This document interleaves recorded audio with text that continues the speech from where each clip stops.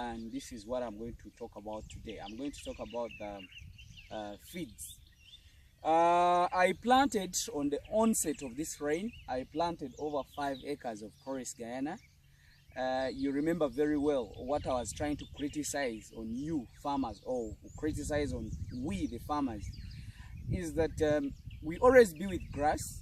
We always be with grass, and it's too much. If it comes to rainy season, it's too much grass, so our animals eat and even destroy.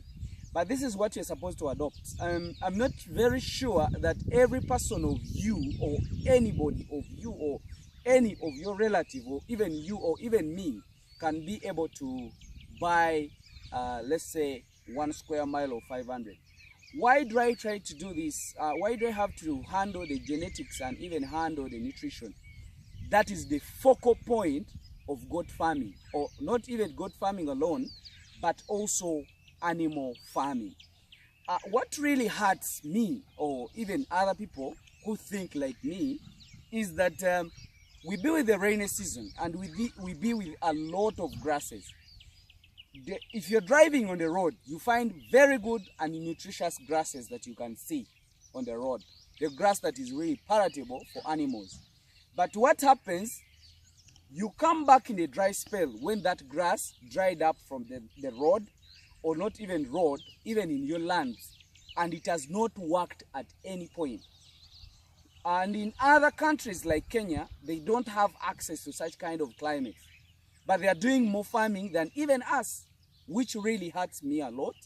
And I think we Ugandans, we need to at least give out information on how can we preserve our pastures and which kind of focus do we really need to have in our heads.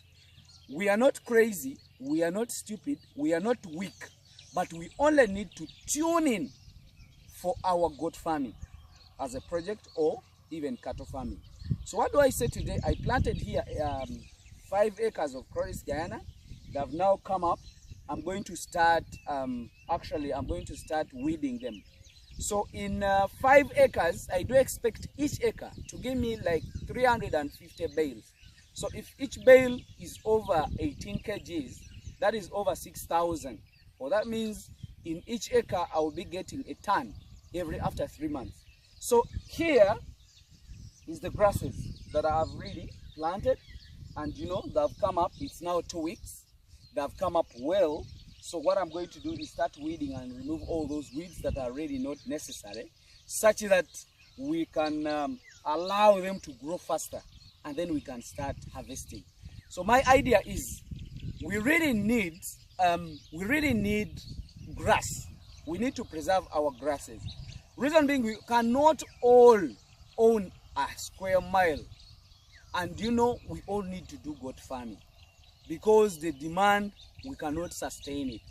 The only way we can know that the demand of goats is now has been lowered just because of the production we have is the kilo of the goat's meat will lower to 6,000. But as per now, it is still shooting up. So the only way a person who can't afford like 100 acres, 50 acres plus is by planting grass. This grass doesn't need a lot. You know, we don't need to apply fertilizers. We just need to plant, weed, and watch it. After 3 months, you have to be harvesting. So this grass regenerates itself. So that means you plant once and you will not plant in the same area again. But my question is, why can't we do that? Why can't we do such kind of project? So those who really listen or understand, they will definitely do the project, and they will learn and change. Never think that money is only in Kampala. No, money can also